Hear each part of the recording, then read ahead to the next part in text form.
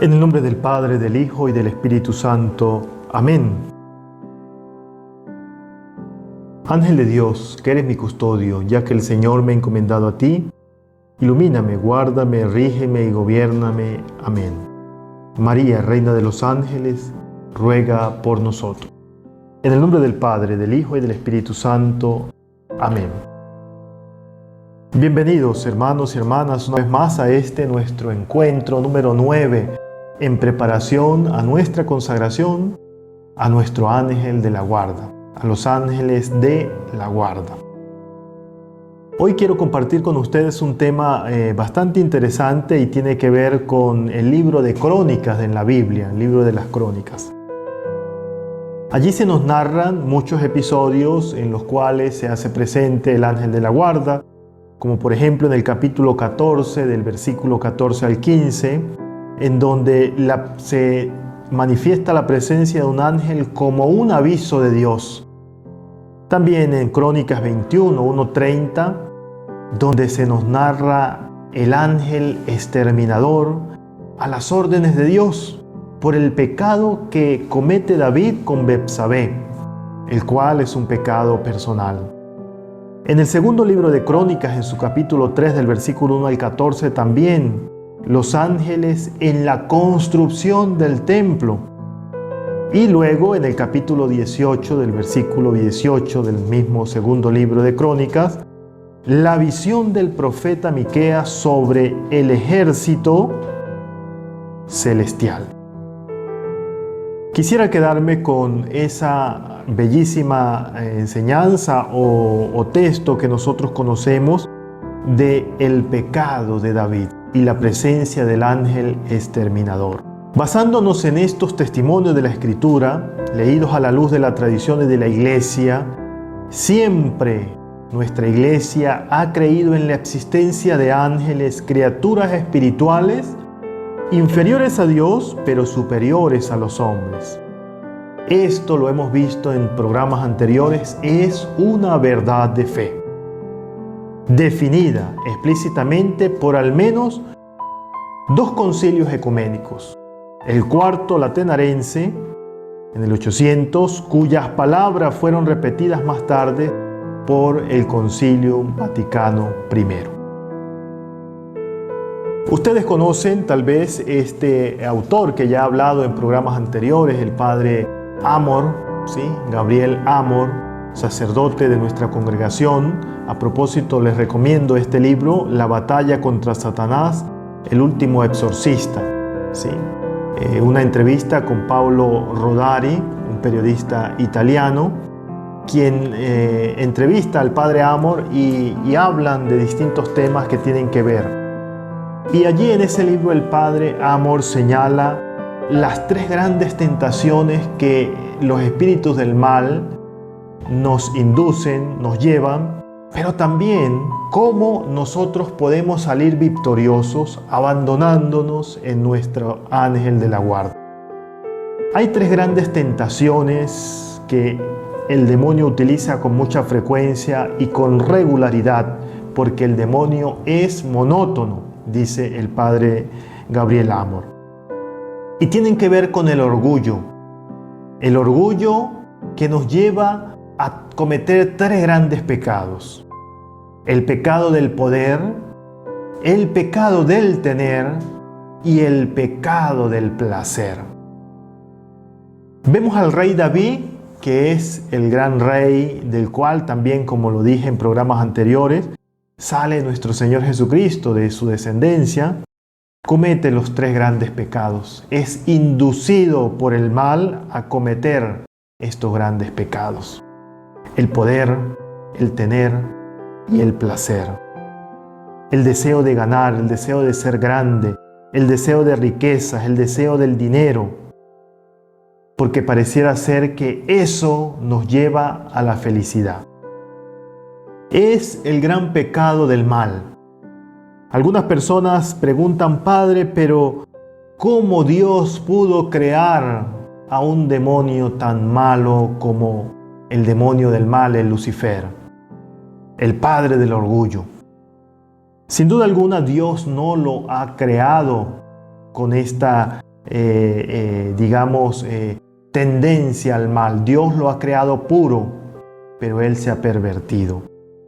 Originalmente Dios ha creado un ángel bueno, como todos los demás ángeles buenos, pero le ha dado capacidad de inteligencia y de libertad, libre albedrío. Como lo ha hecho con nosotros, nos ha hecho libres. Y es allí donde viene realmente la enseñanza del día de hoy. Dios nos ha creado libre. David era una persona libre. Cometió este grave pecado en su libertad y en su conciencia. Porque Dios permite que sucedan las cosas porque no somos marionetas ante Dios, tenemos libertad. Pero también tenemos límites. Algunas personas también, sobre todo cuando se dedican al mal, piensan que lo tienen todo, piensan que lo pueden alcanzar todo. Ese es el gran deseo de Satanás. No dejar que la construcción del reino de Dios se haga presente. No dejar que ese reino de Dios que Jesucristo ha venido a instaurar y que la Santísima Virgen María ha llevado adelante con humildad, se instaure en nuestra humanidad. De manera tal que hay 8 signos a través de los cuales nosotros podemos descubrir la voz de Dios, de nuestro ángel bueno, que nos lleva a realmente hacer presente en nuestra vida lo que Dios quiere. Veámoslo así. La primera es que sigo siendo libre. Debemos preguntarnos cuando tengamos dudas si estamos actuando conforme a la voluntad de Dios o conforme a la voluntad del mal. Preguntémonos, ¿estoy siendo libre? La voz de Dios nunca nos obliga. Dios es siempre una propuesta. Dios es siempre un proyecto a realizar. En cambio, la voz del mal nos seduce, nos ataca, nos lleva, nos empuja a cometer las cosas. Cuando somos empujados, eso no viene de Dios. El segundo signo es: ¿me está castigando? Esta es una de las preguntas que debemos hacernos. Al principio el demonio nos halaga, nos hace creer que somos todopoderosos, pero luego nos deja vacíos, por dentro y por fuera. No vales nada. Esa es la enseñanza del mal.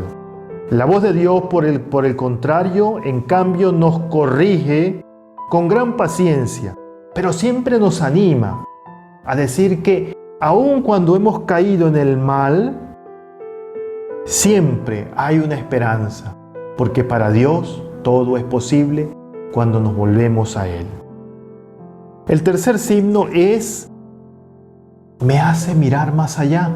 Esa voz que me está hablando en mi interior a través del ángel de Dios me hace mirar más allá.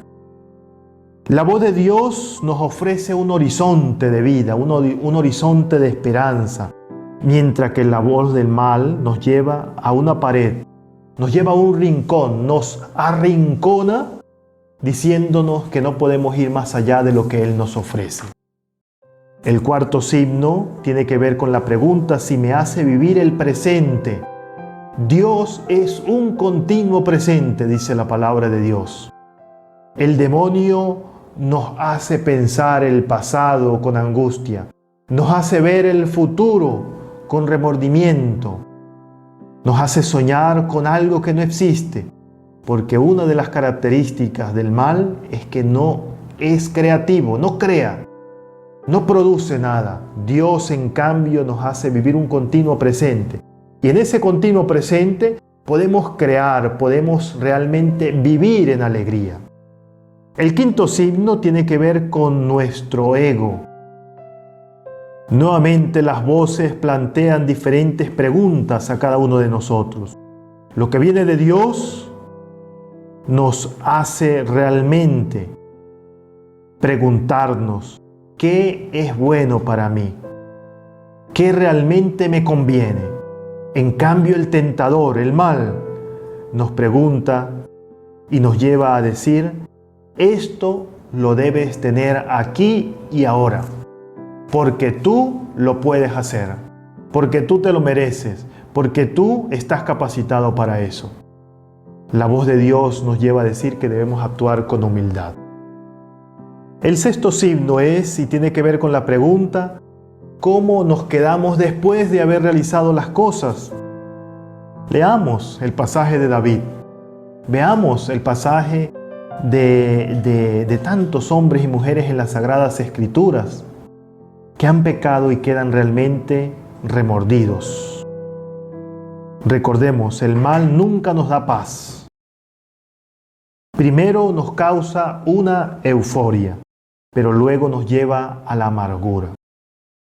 El séptimo signo es y tiene que ver con la pregunta: ¿busco la luz o me escondo?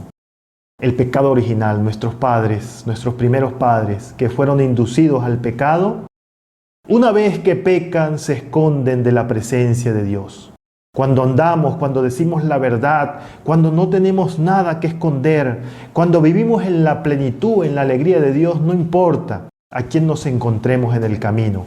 Estamos en el camino de la verdad y de la luz. Y el último, la voz de Dios nos lleva a confiar.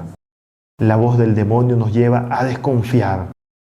Siempre que nos encontremos con alguna persona que desconfía de todo, que le tiene miedo a todo, que se angustia de todo, tengámoslo por seguro que esa persona no está siendo guiada por la voz de Dios, sino por la voz del mal. Porque en definitiva debemos establecer una unión con nuestro ángel de la guarda. Esa es la experiencia del rey David que encontramos en el libro de Crónicas y que yo invito para que cada uno de ustedes la pueda leer.